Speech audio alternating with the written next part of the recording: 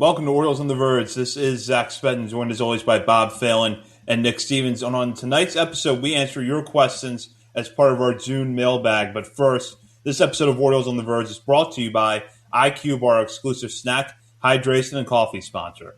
IQ Bar protein bars, IQ Mix hydration mixes, and IQ Joe mushroom coffees are the delicious, low-sugar, brain and body fuel you need to win your day. All IQ Bar products are packed with clean, delicious ingredients that keep you physically and mentally fit, like magnesium, lion's mane, and more. IQ Bar's plant protein bars are the smarter snack choice with plenty of plant protein, tons of fiber, and no added sugar. IQ Mix is a zero-sugar drink that hydrates with electrolytes, improves mood, and boosts clarity. IQ Joe is a mushroom coffee designed for mental clarity and packed with 200 milligrams of natural caffeine. Plus, it comes in 4 different flavors that will totally transform your morning routine. With over 20,000 five-star reviews and counting, more people than ever are fueling their busy lifestyles with IQ Bars, brain and body-boosting bars, hydration mixes, and mushroom coffees. Their ultimate sampler pack includes all three. IQ Bars become part of my daily routines, whether it's starting my morning with IQ Joe, grabbing an IQ Bar, or IQ Mix to refuel or rehydrate after a hard workout. And right now, IQ Bar is offering our special podcast listeners 20% off all IQ Bar products, including the Ultimate Sampler Pack, plus free shipping. To get your 20% off, text MLB to 64,000. Text MLB to 64,000. That's MLB to 64,000. Message and data rates may apply. See terms for details. And each month, we open the mailbag up to our listeners to take questions about all things Orioles related, both Major League and minor league. And we certainly got a broad spectrum of questions tonight, covering not only the majors and the minors, but getting into the trade deadline, what the Orioles might or might not do when that rolls around. And as a tease of some coverage we're really going to be ramping up here in the next few weeks, some draft talk. But we're going to start off here with this question from Connor, because it's really a thought-provoking one, and honestly, one that had only really been in the back of my mind until I saw this question come in. What do you think the chances are that the Orioles don't have a single position player make his MLB debut this season? It has been the case so far, and if it holds, would be the first time since 1978 that it didn't happen in an Orioles season. Now, we have seen several pitchers make their Major League debuts this year, but as Connor correctly points out, we have yet to see a position player do so. So let's answer the question now. Do we think that trend is going to continue? I'll start with Nick on this one. Ideally, no, because that means people are staying healthy and people are performing. But if I have to pick one, I do think there could be at some point this summer, because we are entering the hot summer months here. We're getting ready for the dog days of summer. Things are going to get crazy sometimes. Silas Ardway is a regular taxi squad guy. There might be that time where emergency, they need him, they activate him, and he gets in the game. I think he's Maverick Hanley 2.0. I think they've established that at this point. So I don't know. It's not a fun answer. It's not a super exciting answer, but there's a storyline there. His dad put on a Baltimore Orioles jersey a couple times many years ago. So I'll say best case scenario is guys stay healthy. You don't have to dip into the prospect pool. And as we talked about, there's really no one like on the immediate horizon anyway, but Silas Ardway being there in the taxi squad maybe gets a shot at some point this year.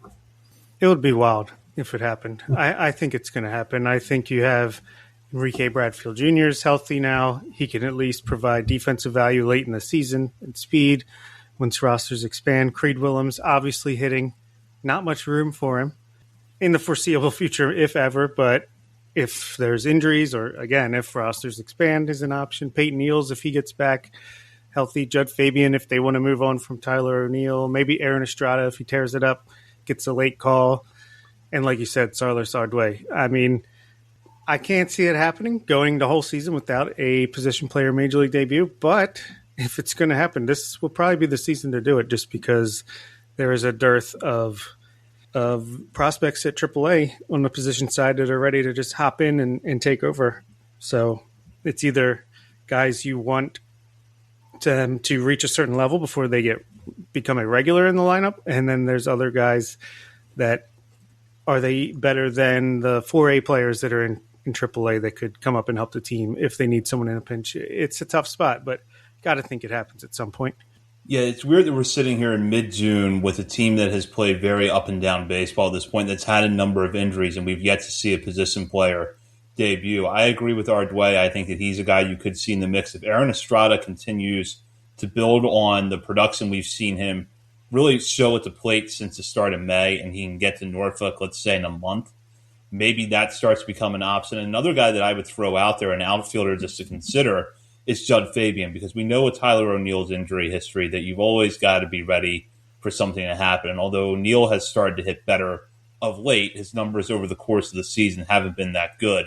And if you were looking at a stretch where you were going to be without Tyler O'Neill for a little bit, you could bring up Fabian as that right-handed bat, at least knowing that he's ready defensively. The bat, I think, would frustrate people some nights, but defensively, you put him in right field with Calder in left and Tavares in center, and your outfield defensively looks the best it has all year. And, I mean, if he wouldn't have been hurt twice already and he's pretty much missed the whole year up to this point, Reed Trimble had his opportunities. I think we already would have seen him probably make his MLB debut since he's already on the 40-man roster. But, again, I don't even know how many games he's played this year. It's got to be less than 10 games he's played in AAA Norfolk, not counting his rehab. So, unfortunate there. But 10 at-bats on the year. 10 at-bats, not even 10 games.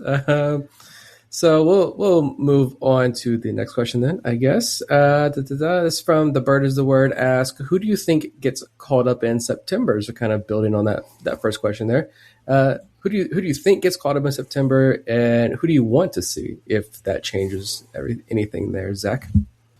Thinking about this a little bit more, Estrada is a guy that I do believe we could see, especially if he continues to hit.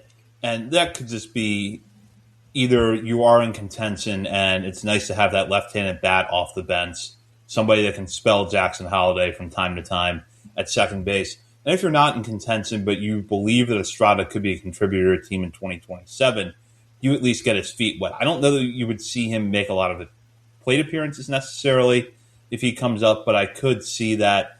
One guy that I thought about and I'm a little conflicted about at this point is Luis De Leon, because he has started to pitch better down at Double-A, and I think at the beginning of the year we would have expected De Leon to get that shot by the end of the season. But honestly, I'm at a point now with him where if he can just get the command better and have a strong finish at Norfolk, that sets him up to be added to the 40-man roster in the offseason. If he makes his debut in 2027, I don't think that that's a real setback. Nestor Herman's another one, but I have a feeling that we're going to see Herman before September, so I wouldn't include him in that mix. And then Enrique Bradfield Jr. is another name I'd throw out, pending, of course, that he gets healthy and at least shows that he can get back to playing center field regularly and stay healthy. Yeah, Estrada's the dream. I think that would be a ton of fun, but I do think it'll be EBJ, Enrique Bradfield Jr., if only for speed and defense, especially in September. If we're in it, in the mix still, we'll see what happens with the record front. But even if we're not, get him in there before the following season. And on the pitching side, I will say Yaki Rivera. I think that would be a fun opportunity to get him. He could eat some innings. He's done plenty of that for Norfolk, but he's done it in a really fun and successful way, going 3-4 innings sometimes and shutting offenses down. I think in AAA he has I have it right here, a 0.53 ERA over 17 innings, and not to mention the success that he had at Double-A before that. So I think Yaki Rivera would be a lot of fun. Cameron Weston coming back up. It'll probably be a reliever that can give multiple innings if needed, but those would be my picks. I guess some of that plays into like where are the Orioles at? Like I do wonder if they are out of it. Like, are you going to be more willing to bring up some of the more top prospects to say, all right, the pressure's kind of off. Like, you just go out there and so let's start getting your feet wet. Or do you try to shield them from that if like vibes are bad in the locker room and just guys are checked out? Do you want to just go ahead and keep them maybe down there in AAA or keep them down there in AA? I don't know the answer to that, but I just have this feeling that knowing this organization, let's say they're close, they're in it, and they're fighting for that playoff spot. Like, unless, I mean, sure, you could bring a guy like Luis De Leon who just has the loud stuff and just bet on the stuff.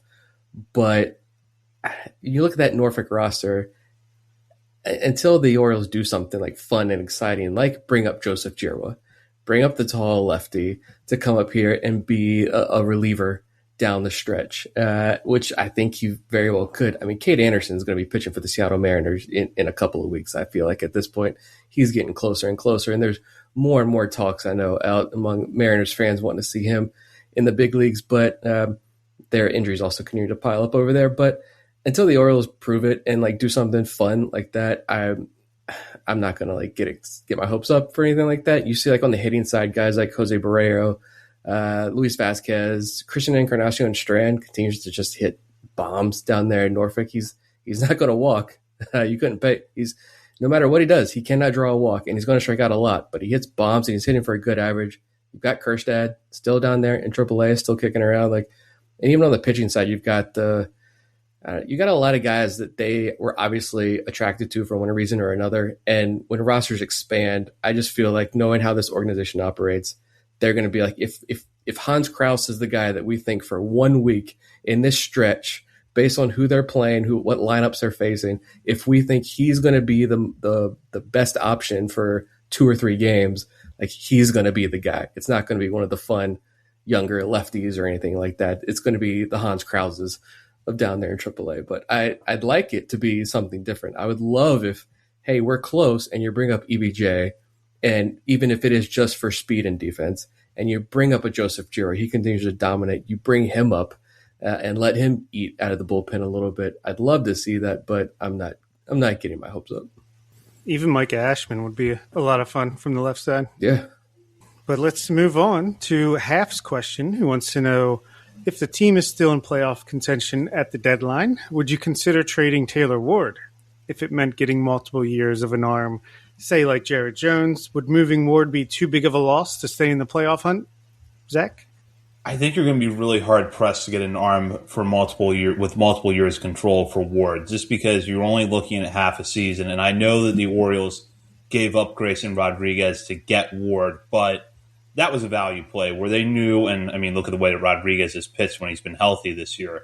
They knew they weren't going to get much from him. It was a win now move. Let's make the 2027 team better, and let's move on or 2026 team better, and let's move on from a guy that we just don't know what we're going to get from him short term or long term.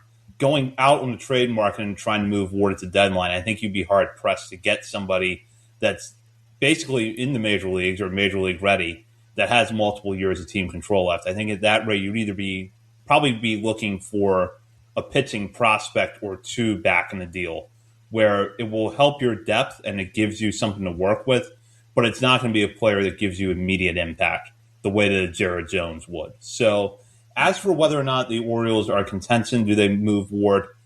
I would say no, just because there are certain things that Taylor Ward does really well, and although he's kind of been through some peaks and valleys lately, that steady presence at the top of the lineup and consistently getting on base has helped the Orioles a lot this year.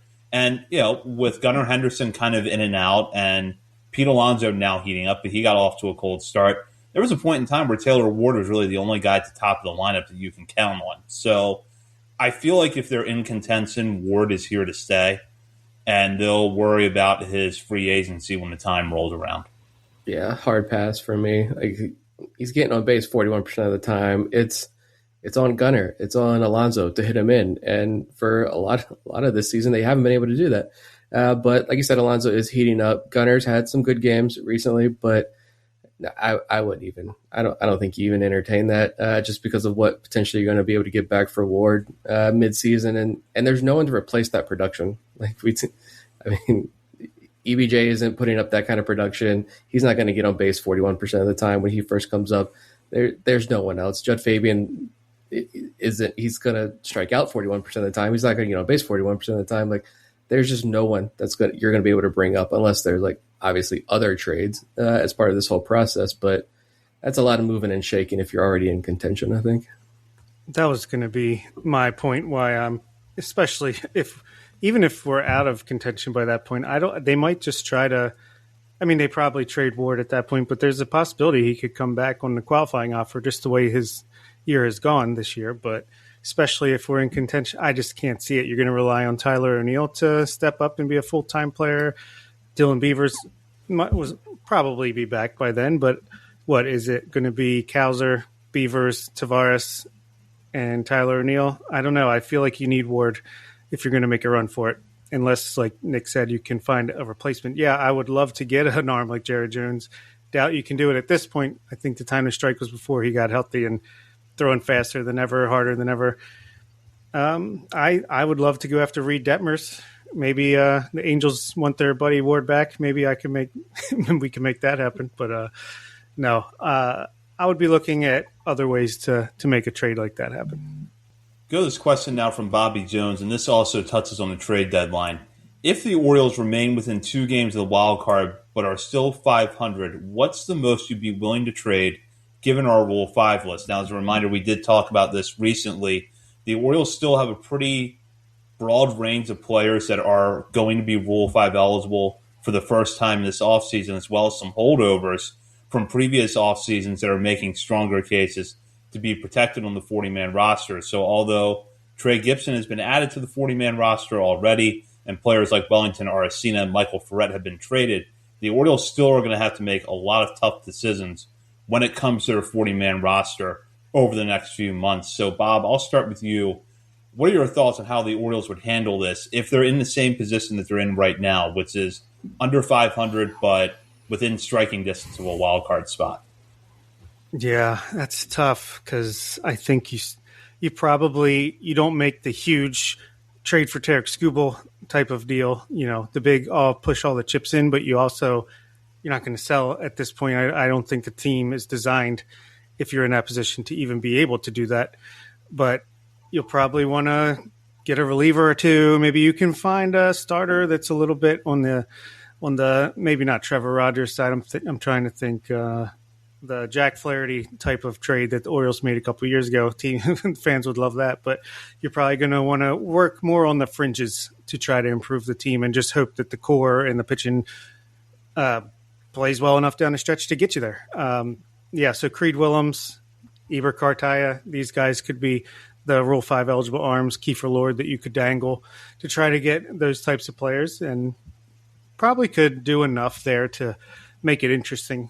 I'm hoping we're over 500 by that point, and actually at this point I would take 500 at the trade deadline. Sounds amazing right now.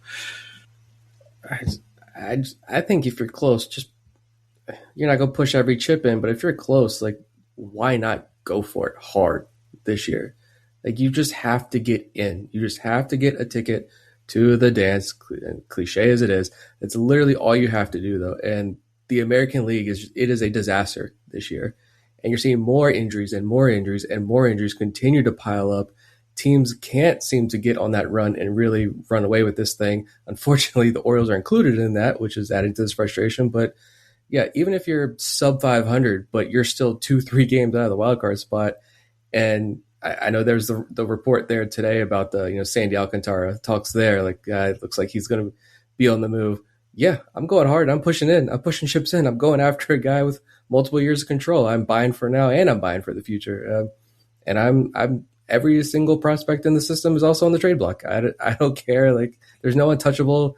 None of it. I'm still going to push hard to get into that playoff spot because, like, push the chip. You're not going to don't push all the chips in, but like, be aggressive. There's no reason to not be aggressive at the trade deadline this year if you were that close, considering how this American League, the American League division is shaping out this year. I completely lost my train of thought there, but yeah, it's weak. Just go for it. This team can get on a run.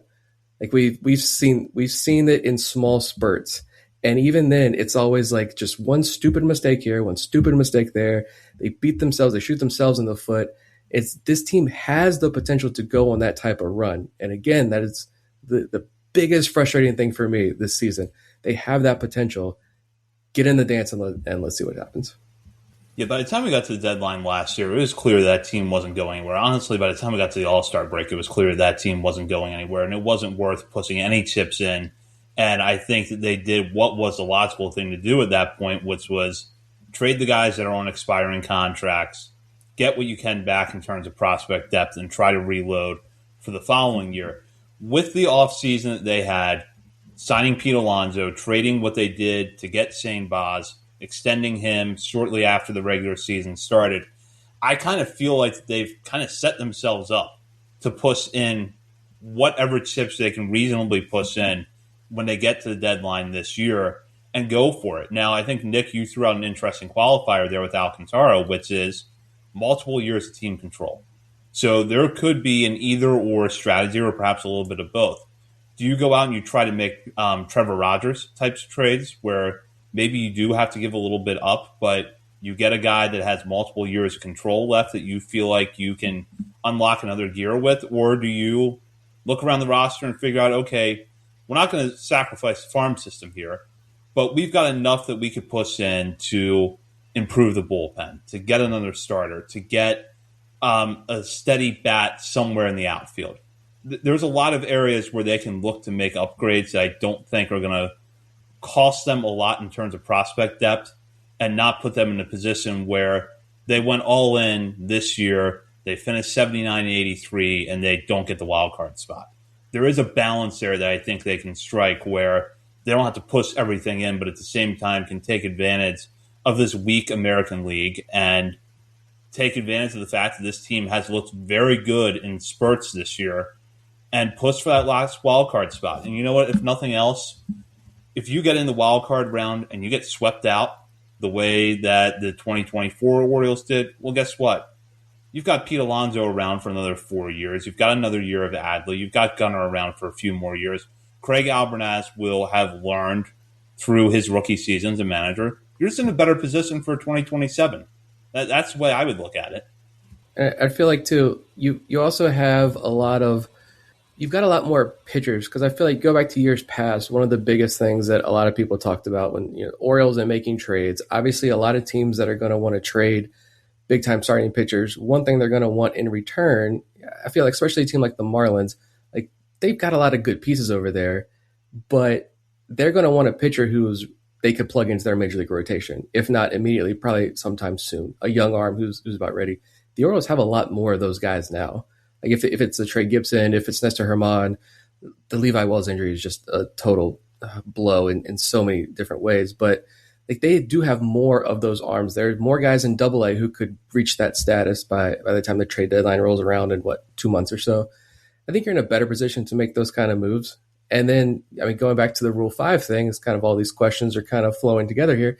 Going back to the Rule 5 guys, go back to when they bought a couple of years ago and they made the Billy Cook for Pat Riley trade.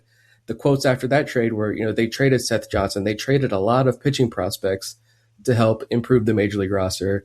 And they really loved that trade because they were in love with Pat Riley. And they felt like that was a huge replenish of the pitching talent in the farm system.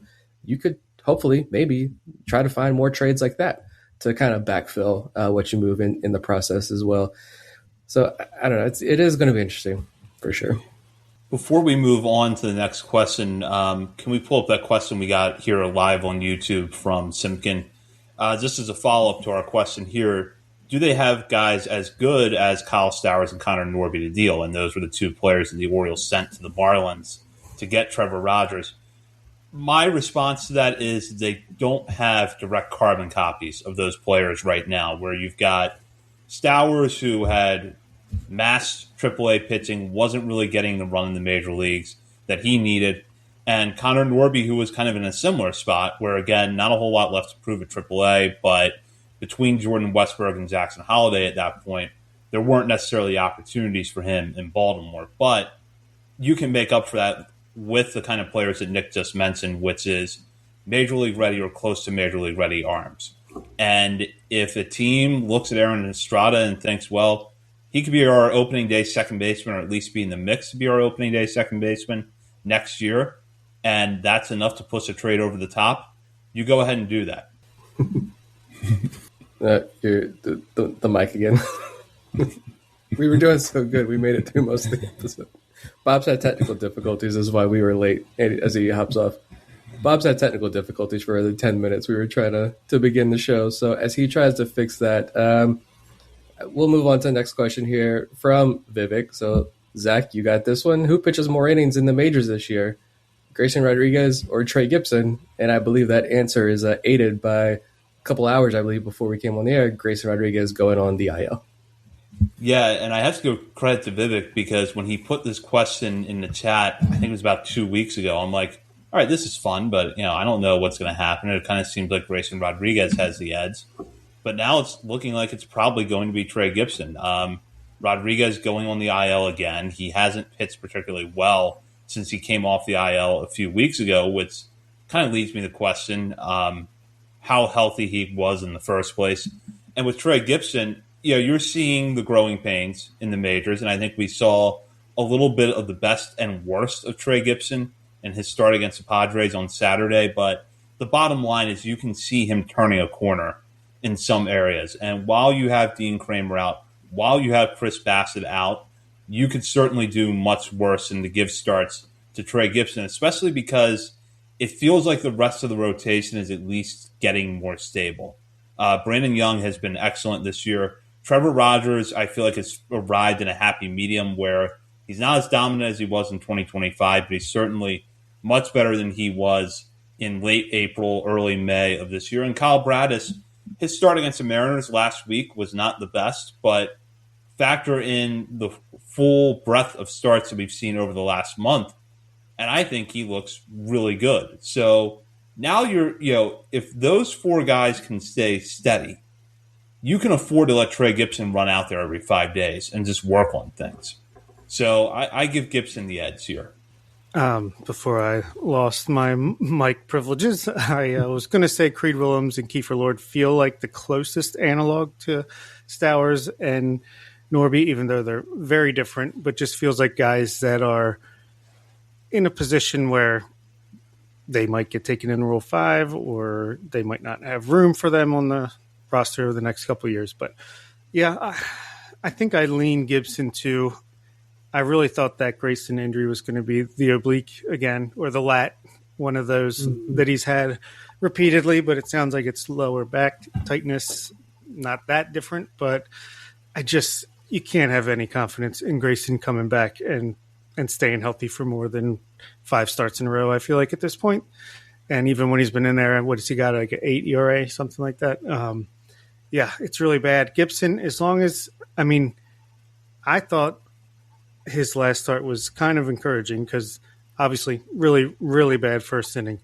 But then the death ball, he strikes like 7 out of 9 batters in innings 2, 3, and 4, and then he gets kind of beat up again in the 5th. But I thought that was a great learning experience for Trey Gibson. And if you combine that with just how he's learning to use the sinker to get weak contact and ground balls, I think I'm giving any rookie pitcher, just like Brandon Young, Kate Povich, even Kyle Bradish, if we're going far back enough, 10 starts to get those major league start jitters out. I think it just takes that long, and then they can start to adapt and learn how to pitch from there. So he's still so early on. Get those 10 starts out of the way and see what you can do with them after that. So, yeah, I lean Gibson as well.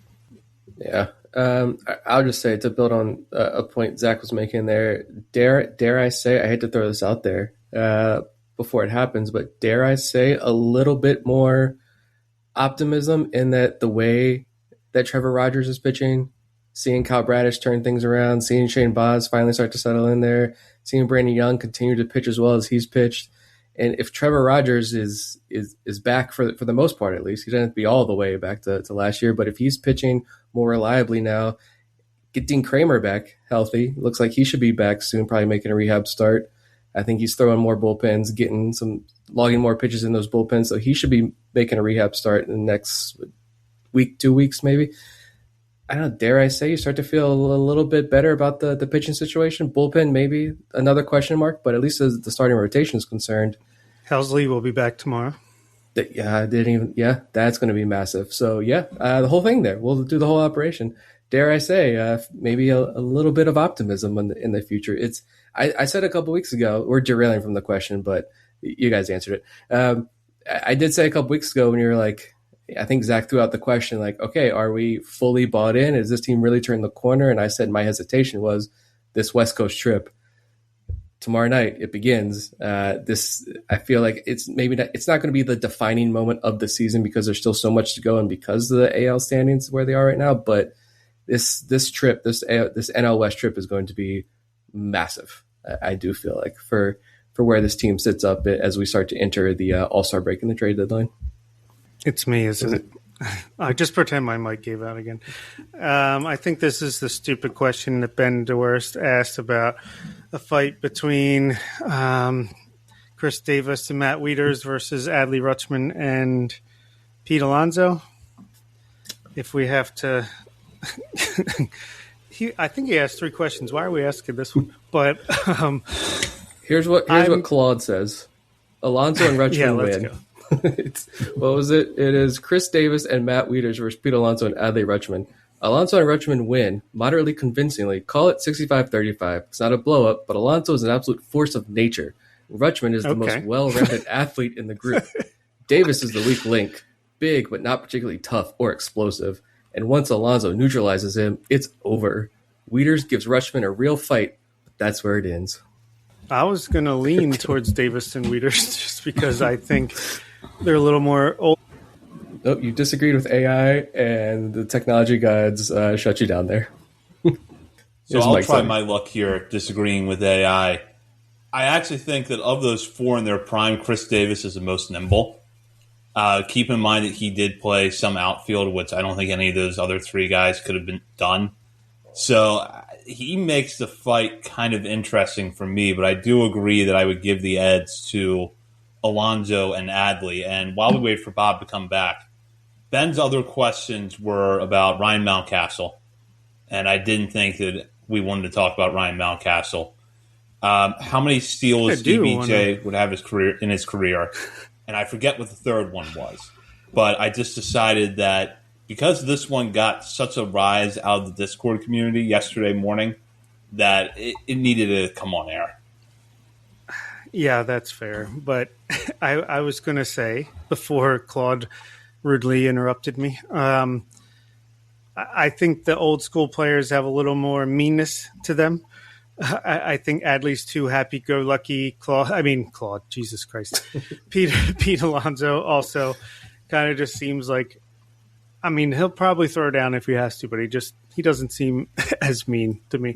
So I give the edge to the older school guys. I kind of do want to talk about Ryan Mountcastle for a second, because what are they going to do? Like, if you really wanted that type of player, CES is right there in AAA doing probably what Mountcastle could do, but better.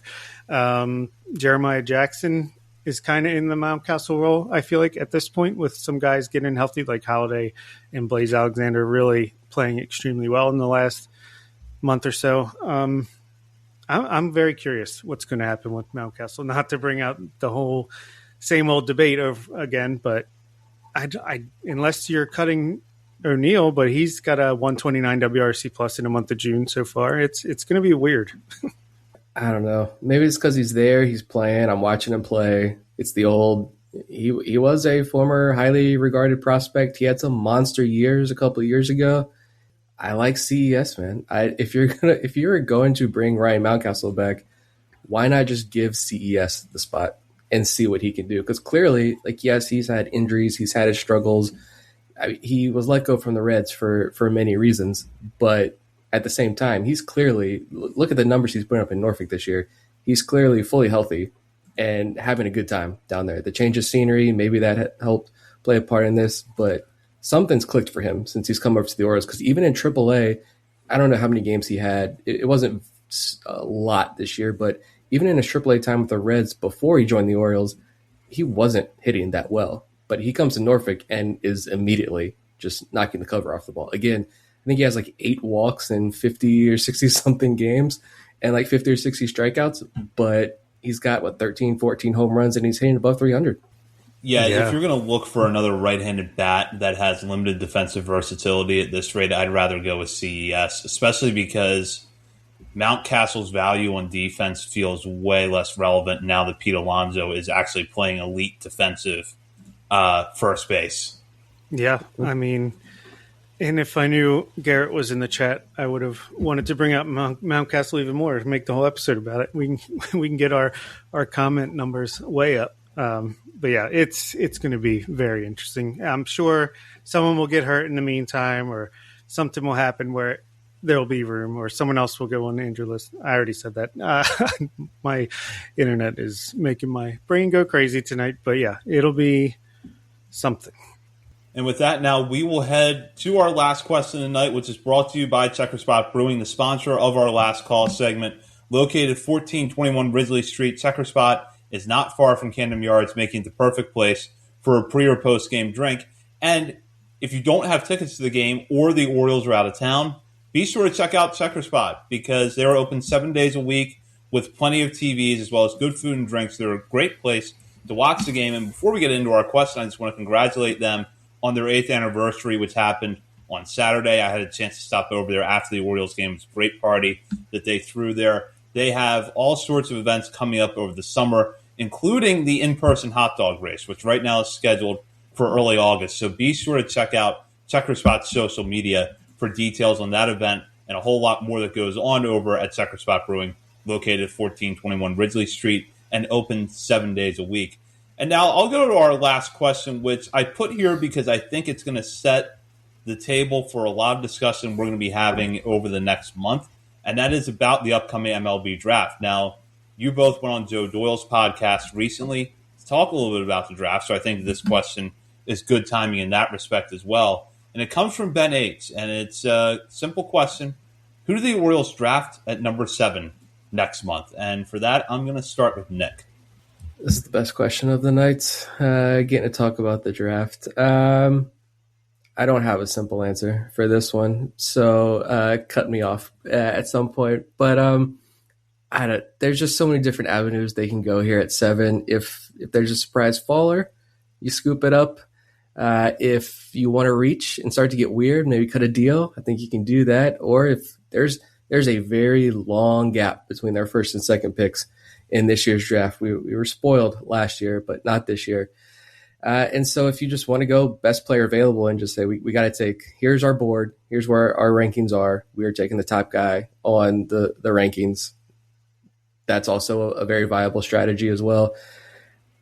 I don't know. I've also seen more and more conversation. I feel like people kind of not skeptical, but not as high on some of the top bats, the college bats in particular in this year's class. I think that's just, we're getting closer and closer. So you're getting more and more critical of players and looking at their weaknesses and diving in a little bit more. But I don't know, as far as the Orioles go, like everyone's in on Drew Burst now. It's like every mock draft has Drew Burst going at number 7, which I'm A+ move. I'm fully down with that.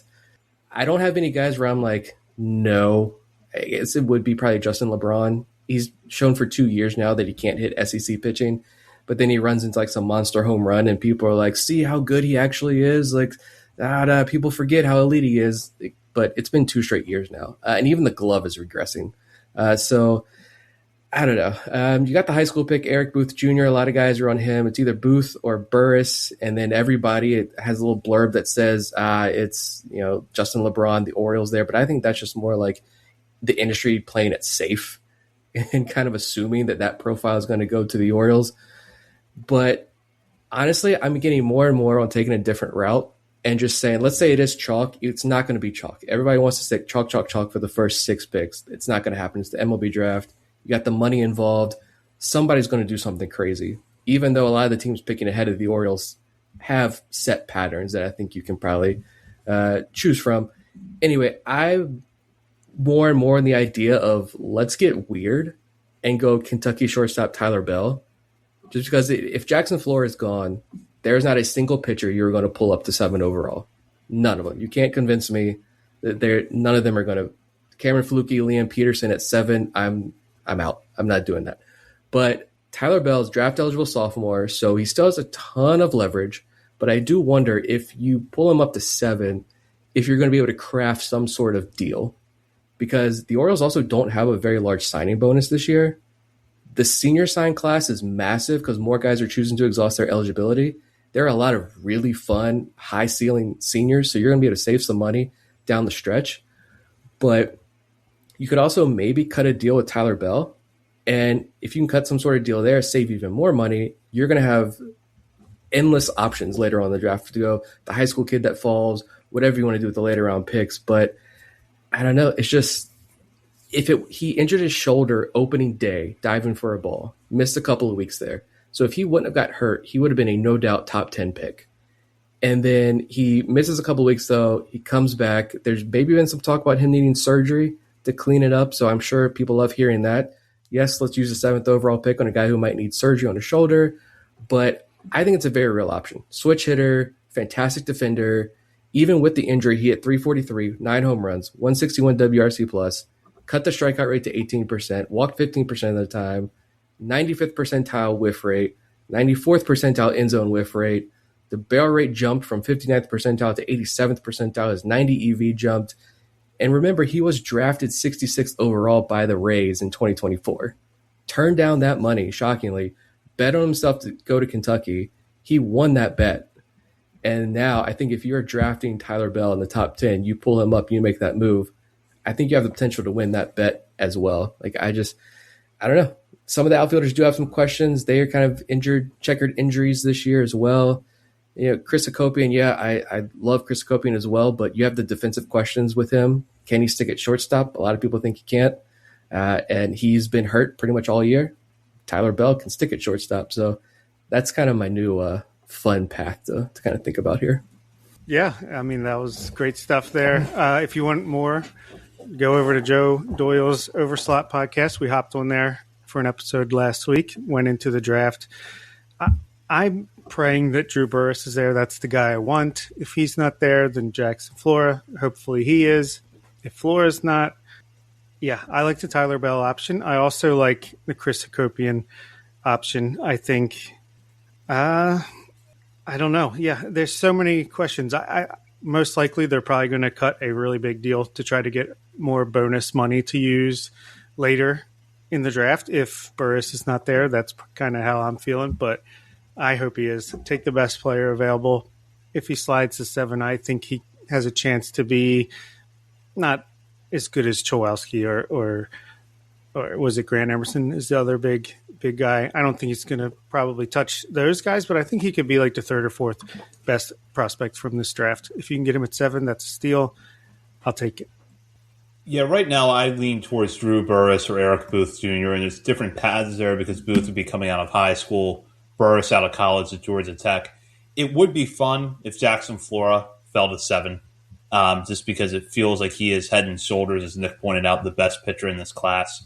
But you've got the Pirates picking at number 5. I don't see him sliding past them. I don't even know if he'll get past the Giants at 4. So it's just something to keep in mind there is that I don't think he's going to be available to them right now. And Tyler Bell, if you wanted to go a little bit bold with this pick, I would prefer that over LeBron. Just figure Tyler Bell gets healthy. He's younger. Give him the opportunity to get into the system. And once he is healthy again, start hitting his way through. And I think it could turn out to be a really good value play at number 7. Yeah.